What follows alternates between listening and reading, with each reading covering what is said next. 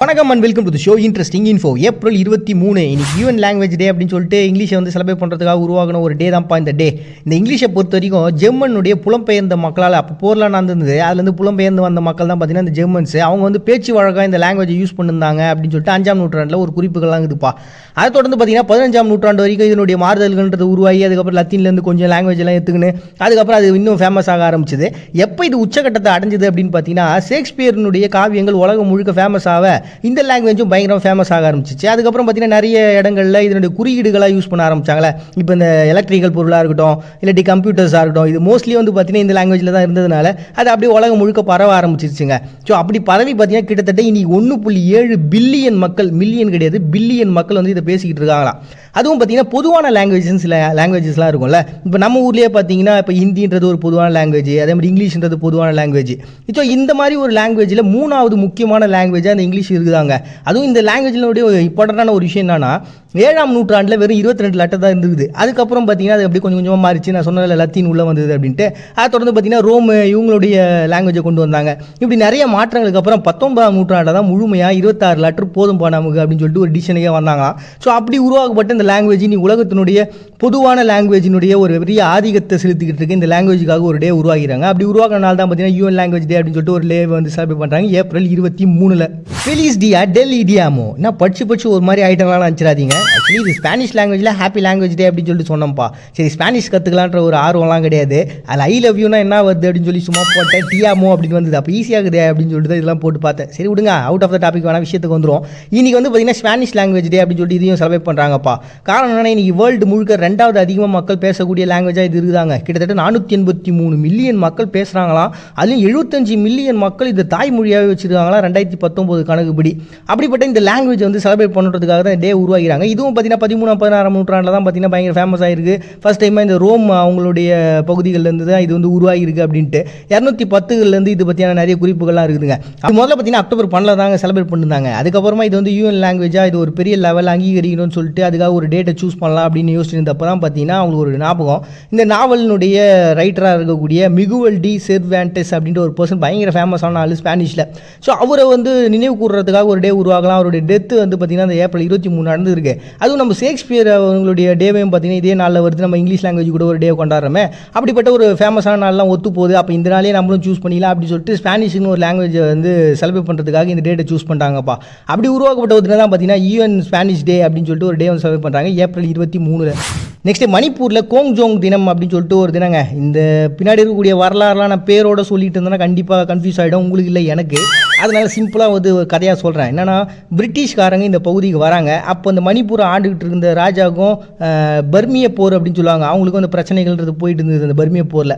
சரி, இதுலேருந்து கொஞ்சம் காப்பாற்றுங்க அப்படின்னு சொல்லிட்டு இவங்க கேட்க பிரிட்டிஷ்காரங்களும் அது ஹெல்ப் பண்ண உடனே அவங்க நட்பாக மாற மணிப்பூரில் இருக்கவங்களாம் ஃப்ரெண்ட் ஆகிட்டாங்க.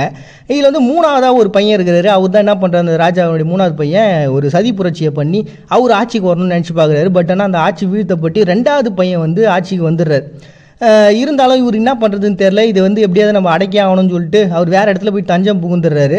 இந்த இன்ஃபர்மேஷன்லாம் இப்போ ராஜாவாகிற அந்த பர்சனுக்கு தெரிஞ்ச உடனே இவர் வந்து எப்படியாவது பிடிச்சிருங்கன்னு சொல்லிட்டு அந்த சமயத்தில் பார்த்தீங்கன்னா 400 பேர் கொண்ட கூர்க்கா இன மக்கள் வந்து அவரை பாதுகாத்து வச்சுட்டு இருக்காங்க அந்த 3வது ராஜாவை.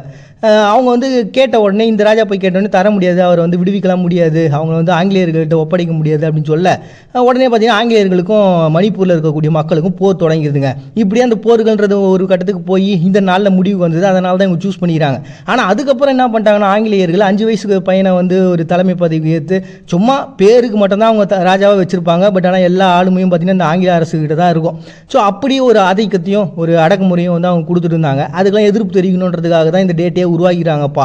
அப்படி ஆங்கிலேயர்களுக்கு எதிராக ஒரு டேட் உருவாகினால தான் பார்த்தீங்கன்னா அந்த போரில் இறந்தவங்களாம் நினைவு கூறணும் அப்படின்றதுக்காக உருவாக்கப்பட்ட ஒரு தினம் தான் பார்த்தீங்கன்னா மணிப்பூரில் இன்னைக்கு கோங்ஜோங் தினம் அப்படின்னு சொல்லிட்டு ஒரு தினம். இந்த கோங்ஜோங்ன்றது பார்த்தீங்கன்னா அங்கே போர் நடந்த இடம் மலை. Next national sovereignty and children's day அப்படின்னு சொல்லிட்டு துருக்கி ஒரு டே வந்து செலிப்ரேட் பண்ணுறாங்கப்பா.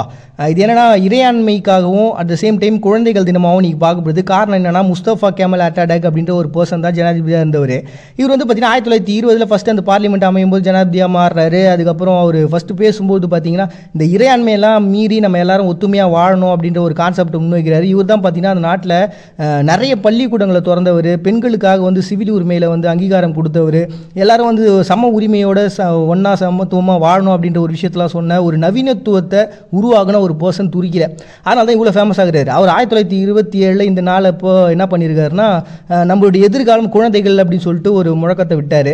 ஸோ அது பயங்கர ஃபேமஸ் ஆக, ஸோ இந்த நாளை வந்து குழந்தைகள் தினமாக நம்ம சூஸ் பண்ணிடலாம்ப்பா அப்படின்னு சொல்லிட்டு இன்றைக்கி 2 டேவாக வந்து செலிப்ரேட் பண்ணுறாங்க. அப்படி உருவாக்கப்பட்ட தினம் தான் பார்த்தீங்கன்னா national sovereignty and children's day அப்படின்னு சொல்லிட்டு துருக்கி ஒரு டே வந்து செலிப்ரேட் பண்ணுறாங்க ஏப்ரல் 23.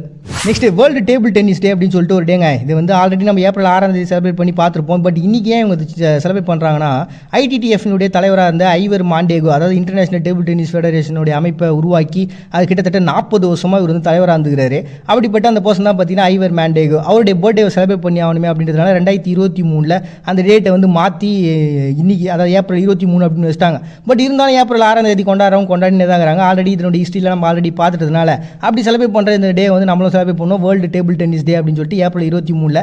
நெக்ஸ்ட் வேர்ல்டு லெபார்டரி டே அப்படின்னு சொல்லிட்டுங்க. ரோம் நாட்டை சேர்ந்த 5ஆம் நூற்றாண்டில் வாழ்ந்த ஒரு பெரிய விஞ்ஞானின்னு பார்த்தீங்கன்னா பித்தாகரஸ் தியரம் கூட நம்மளாம் படிச்சிருப்போம்ல. ஸோ அந்த பர்சன் தான். ஸோ இவர் தான் பார்த்தீங்கன்னா முதல்ல ஒரு லேப்ன்ற ஒரு கான்செப்ட் வந்து உருவாக்கி வச்சிருந்தாரு. அதுக்கப்புறம் பார்த்தீங்கன்னா 19ஆம் நூற்றாண்டில் இந்த கெமிக்கலுக்காக நிறைய ஃபேக்ட்ரிகள் லேப் அப்படின்றது ஏகப்பட்டது உருவாக்கியிருந்தாங்க. ஏன்னா இவர் உருவாக்கின அந்த காலத்தில் பார்த்தீங்கன்னா இந்த ஒளி சம்மந்தப்பட்ட ஒரு லேப் அப்படின்ற ஒரு பெரிய லெவலில் ஃபேமஸாக இருந்தது அவங்க ஊரில்.